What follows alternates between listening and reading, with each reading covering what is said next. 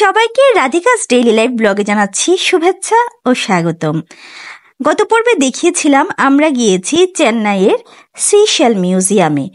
আজকে দেখাবো ওই মিউজিয়ামেরই ফিশ গ্যালারি, ডাইনোসর গ্যালারি আর পার্লের চমৎকার কিছু কালেকশন। তো চলো ঘুরে দেখি। এই মিউজিয়ামটাতে আছে মাছ ধরার যন্ত্রপাতি, কিভাবে জাল বুনতে হয়, কিভাবে জেলেরা জাল বুনেন ওই প্রক্রিয়া প্রভৃতি। দেখো, একদম আদিম কাল থেকে আধুনিক কাল পর্যন্ত মাছ ধরার সব উপকরণ এখানে কিন্তু সাজিয়ে রাখা হয়েছে এবং বিভিন্ন স্ট্যাচু এবং চিত্রপটের সাহায্যে ফুটিয়ে তোলা হয়েছে। কি সুন্দর দেখো, এই জিনিসটা কিন্তু মাছ ধরার আমি নাটক সিনেমায় দেখেছি, আজ প্রথম নিজের চোখে দেখলাম। দারুণ অভিজ্ঞতা। তো এই যে দেখো, কি কষ্টে জেলেরা মাছ ধরছেন। আসলে আমরা সহজেই মাছ পেয়ে যাই পাতে, এই জন্য আমরা জানি না যে কি কষ্ট হয় এই মাছ ধরতে। তো ফিশ গ্যালারি দেখা এখনো কিন্তু কমপ্লিট হয় নাই, তাহলে দেখতে থাকো আমাদের সাথে। এটা হচ্ছে এখানে ফিশ পেডিকিউর করা যায় 100 টাকা দিয়ে। তো এই বাচ্চা খেপসে করার জন্য এই যে এখানে সামিতার বাবা কথা বলছে। এই ফিশ পেডিকিউরটা 30 মিনিট ধরে করায় আর 100 রুপি নেয়। আমি কিন্তু 15 মিনিটের বেশি রাখবো না ঠিক করেছি, কারণ আমাদের অনেক জায়গায় যেতে হবে। পুরো মিউজিয়ামটা দেখে আবার আমরা যাব মহাবালিমপুর, আবার ওইখান থেকে ফিরতেও হবে রাতে চেন্নাই।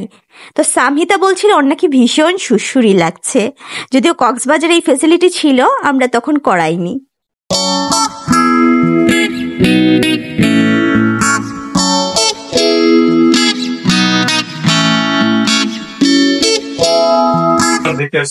হ্যাঁ, আমরা যে ফিশ ওয়ার্ল্ড দেখছি কক্সবাজারে, ওইটার কাছে মানে এই ফিশ গুলো কিছুই না। তারপর ওদের ডিফারেন্ট কালেকশন আছে। মেনটেনেন্সটা খুবই ভালো, যেটা আমাদের কক্সবাজারে মেনটেনেন্স ভালো না, অনেক মাছ মরে গেছে, এসি চলে না, ডিফারেন্ট কাইন্ডস অফ প্রবলেম। দেখা যাচ্ছে কিনা জানি না। তো এটা ছোটখাটো একটা ফিশ গ্যালারি। তো এর আগের গুলো তো দেখেছে।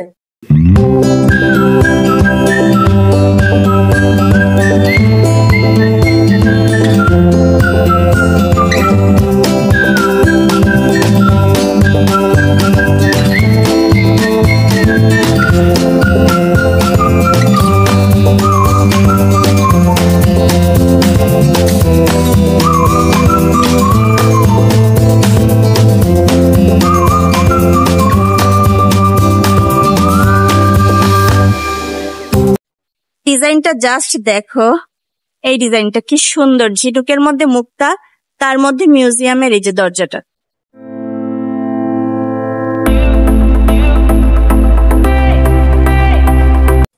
এই মিউজিয়ামটা হচ্ছে পার্ল নিয়ে, বিভিন্ন টাইপের pearl. So let's check out.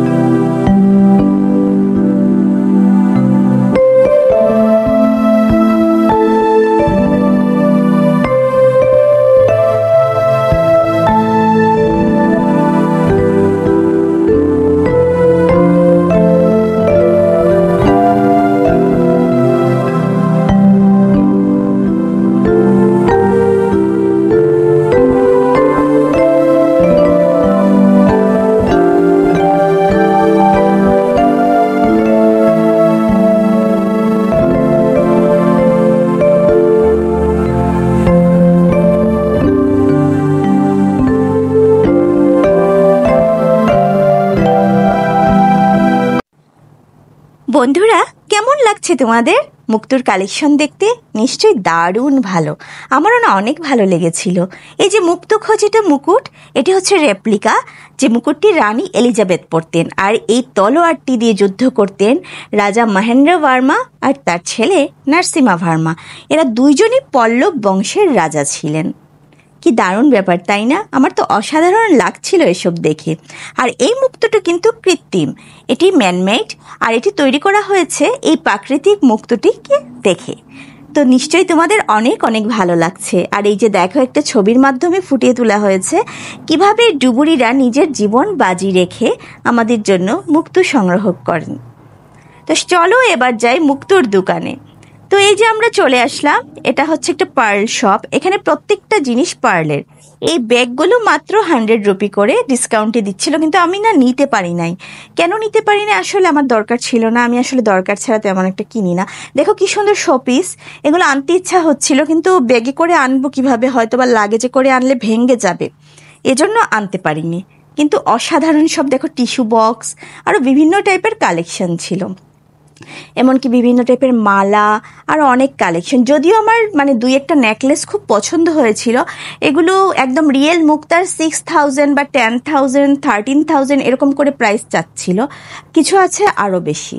তো আমি নিতে পারলাম না, কারণ আমি না তেমন কোনো টাকা আনিনি সাথে, যেহেতু আমি ট্যুরের সব টাকা পে করে দিছি, তাই শুধু খাবারের টাকাটা আনছি। তো নেক্সট টাইম যদি কোনো দিন এখানে আসি, আমি অবশ্যই টাকা নিয়ে আসবার একটা পার্লের সেট নেব। আর এই যে দেখো কি সুন্দর লাইটগুলো, এগুলোতে কিন্তু সাইডের দিকে পার্ল কানেক্ট করা আছে, খুব সুন্দর।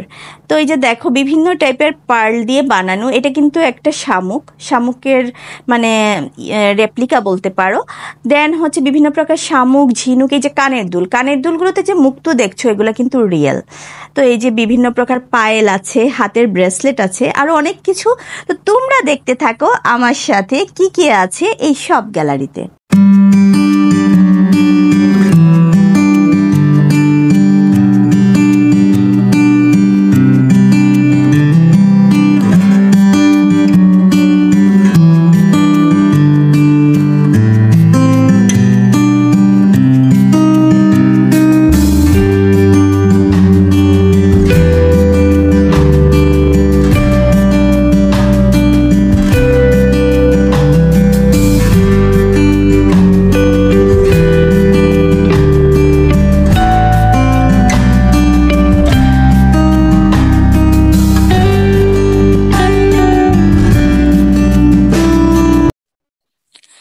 এখানে ছিল বিভিন্ন টাইপের শঙ্খের কালেকশন, কিছু ছিল জল শঙ্খ, আর কিছু ছিল বাজানোর শঙ্খ, আর শাখা তো ছিলই।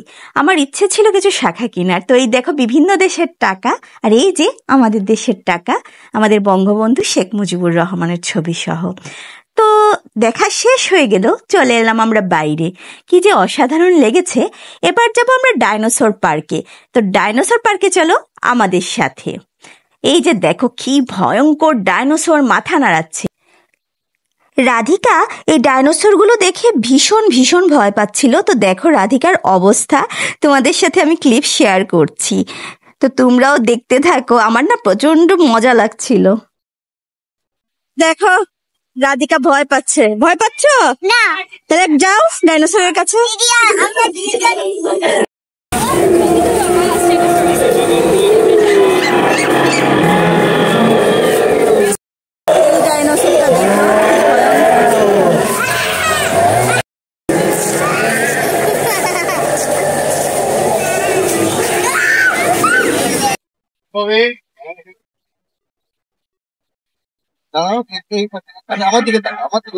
রাধিকা ভয় পাচ্ছে, আসলে তুলতে চাচ্ছে না, বাবাকে নিয়ে যাচ্ছে।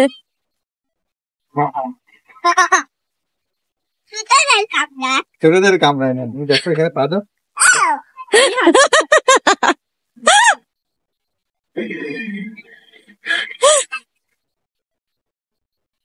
সব বাচ্চারা এত এত ভয় পাচ্ছে, কি বলবো, আমার হাসি পাচ্ছে, মজা লাগতেছে অনেক। কিছু হয় না শোনা। এই দেখো চাইনিজ ডাইনোসর, আসো দেখি।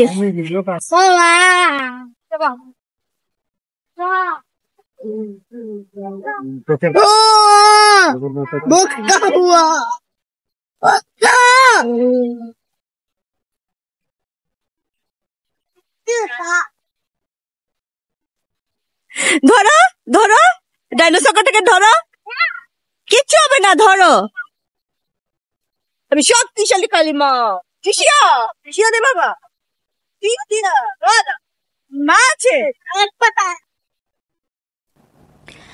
আমি চাইছিলাম রাধিকার ভয়টা ভাঙাতে, কারণ আমি চাই না যে আমার মেয়ে কিছু একটা দেখে ভয় পাক। ওকে বারবার বুঝালাম যে এটা বাবা খেলনার, মানে এটা একটা জাস্ট টয়।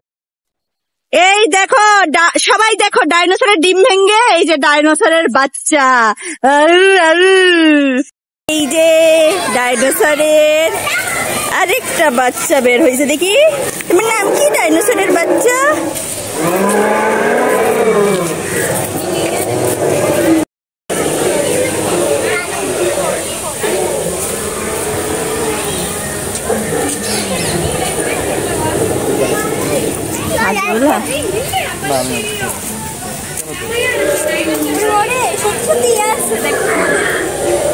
এই দেখ, আচ্ছা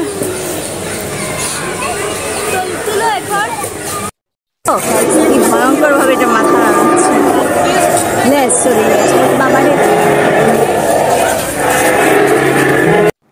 ডাইনোসর মিউজিয়াম দেখার পর আমরা চলে এলাম 3D আর্ট গ্যালারিতে।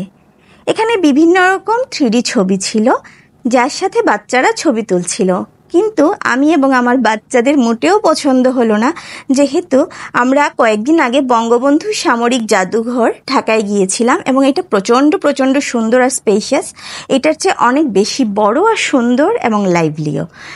তো এখানে আমরা কিছুক্ষণ থাকলাম, কেন বলো তো, এখানে অনেক এসি ছিল, ঠান্ডা হাওয়া ছিল, গরমে আমাদের অবস্থা খারাপ হয়ে গিয়েছিল। 4:08 আমাদের দেখা কমপ্লিট। এখন মহাবালিপুরম যে কিছু মন্দির এবং স্থাপত্য আছে ওগুলা দেখবো। প্রচন্ড রোদ, দেখা ঝাপসা হয়ে আসছে ক্যামেরা। চলো, আজকে এই পর্যন্তই। সবাই ভালো থেকো, সুস্থ থেকো।